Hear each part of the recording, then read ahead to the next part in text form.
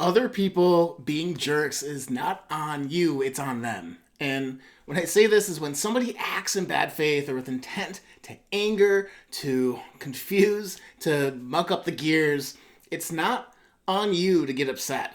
Or it's not your responsibility for how they're acting. It is your responsibility to not react and to not get caught up being angry or responding impulsively. So I'm Sean Butner. This is Start Your Week with a Coach, and I'm talking about how to handle difficult people this week because they're everywhere, especially if you go online. But the whole idea here is to just not engage and to really think about, how can you show up and respond in a way that's different. And let me tell you about a couple of times in my career in tech where this happened. First time I went to, I was working at Walmart and got put on an international assignment on loan to go to Japan to help the team there with a logistics project that we were working on. And so I was in a related area, but like not on the project. So they're just like, hey, we need someone that can go right now to get over there, figure out what's going on. I'm like, okay, cool. And so get on a plane, go over there. Everyone's super nice. And then there's a lady that's running the project there. Really, really nice. The team's really cool. But in meetings, anytime I'd say anything, she would cut me off very quickly and was kind of being a bully. And she kind of had that reputation on that team, which I thought was kind of interesting. And, you found out that through the 2 weeks that I was on this project that it was just a mess. There hadn't been anyone from the home office to visit and to actually interact with the team in like over a year or two or something like that. So I'm the first person there. They have a lot of frustration because of language things. They're like, not only was there Americans and Japanese folks, but they were Indian contractors. And so different time zones, different ways of communicating, and it was different languages, all that kind of stuff. So the multicultural thing was adding to a lot of frustration on everyone's thing. And not to mention the terms that we were using in the market in Japan, where you might say the quality assurance process in a distribution center was something completely and utterly different than it was back in the US. So you had these common terms that meant different things. You had all these other different factors. So there's a lot of miscommunication.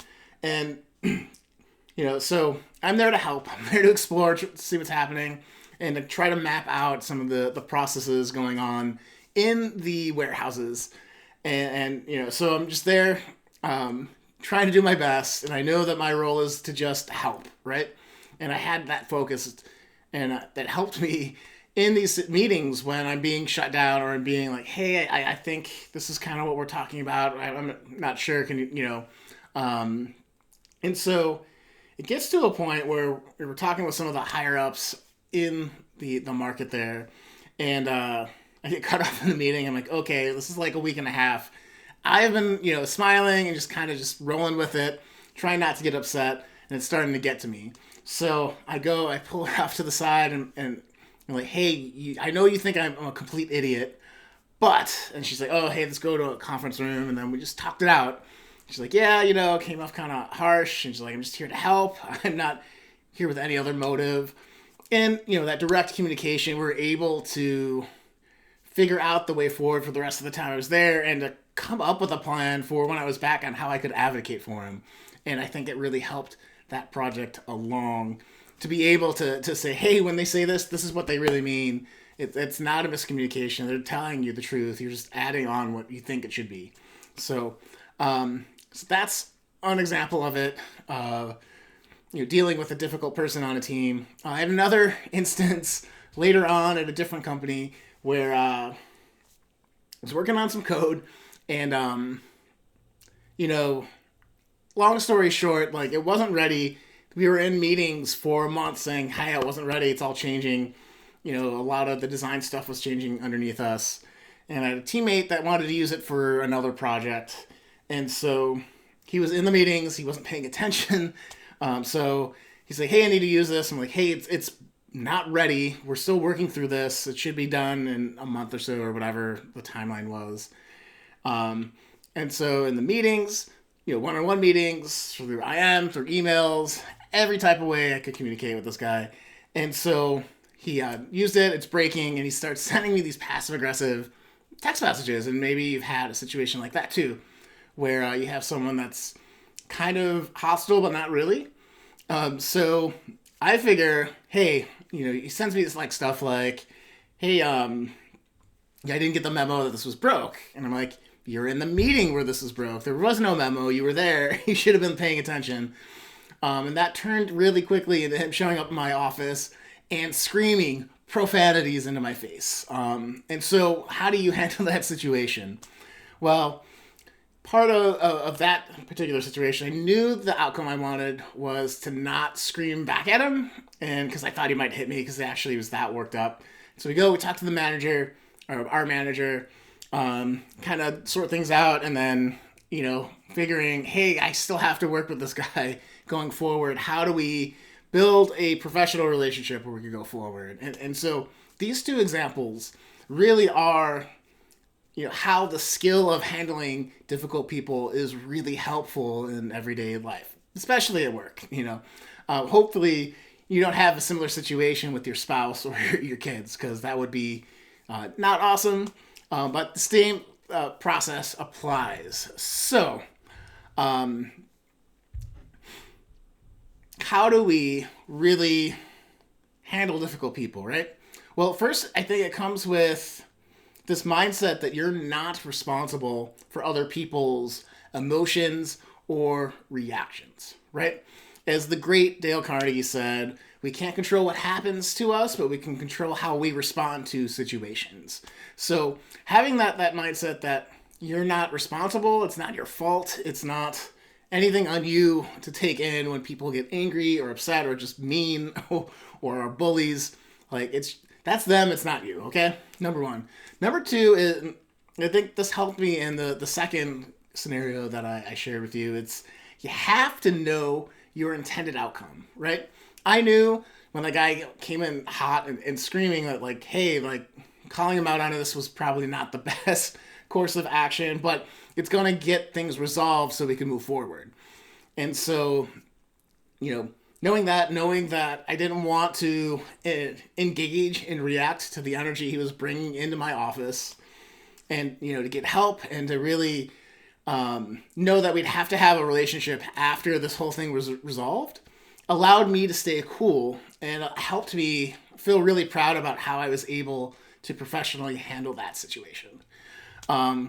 The third thing to do to help deal with difficult people in scenarios like the ones I listed is to just try your best to communicate in the style that's most likely to reach them. And I think this is a really tricky one that a lot of people miss, where, you might have someone that really likes direct feedback or someone that likes indirect feedback, or someone that you need to kind of have them come to their own conclusion about it. So how you put the words together, how you put the messaging, when you have to talk to someone that's difficult, if it could be trial and error. So I was lucky enough at Walmart to take a personality class called the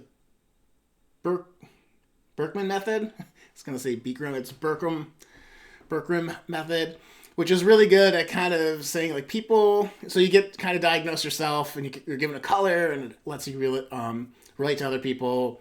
If you're a blue, then you might think this of a yellow or red or green or whatever. So doing that work yourself to know how you communicate can give you an insight on to how other people communicate and how you might best reach someone that's very process oriented, that needs rules to go by, versus someone that's very people oriented and needs to be able to talk through things in that particular thing. The fourth point on handling difficult people is to get support when you need it. I think sometimes this can be tough, and it depends on your environment and support group. But, like with the second scenario, when things got really heated, we went and talked to our manager real quick. I just okay, we need to talk to him, and just walked past him so he didn't have a chance to react. That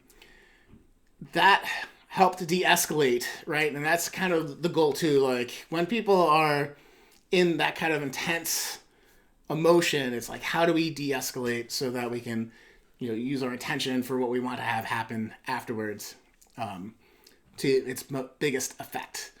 And finally, I think this is something that some people struggle with, and it goes back to communication styles, but being very direct and open in your communication, and without being mean, is a great way to handle difficult people.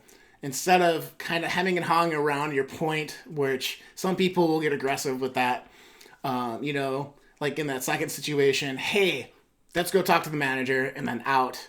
Or in that first example that I used when I was in Japan, just like very directly saying, hey, I'm getting the impression you think I'm an idiot, like, we need to work together. It allows you to get to the core of it without giving a branch for somebody to kind of hold on to and go down, and maybe kind of move the discussion away from what really needs to happen. So I hope that was helpful for you. This is stuff that isn't like, these aren't the only 5 points in dealing with difficult people. These are the things that I go to and I've used in my career, and it's gone well. So I offer that to you. I offer you to continue to explore your communication style, how people around you communicate.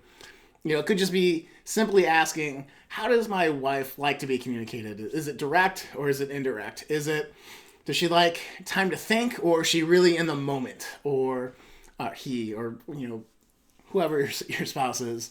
But those kind of questions, I think, one, open up the door for better communication. And once you're thinking about it in your immediate circle, you kind of will apply it outside. So that said, folks, see you next week.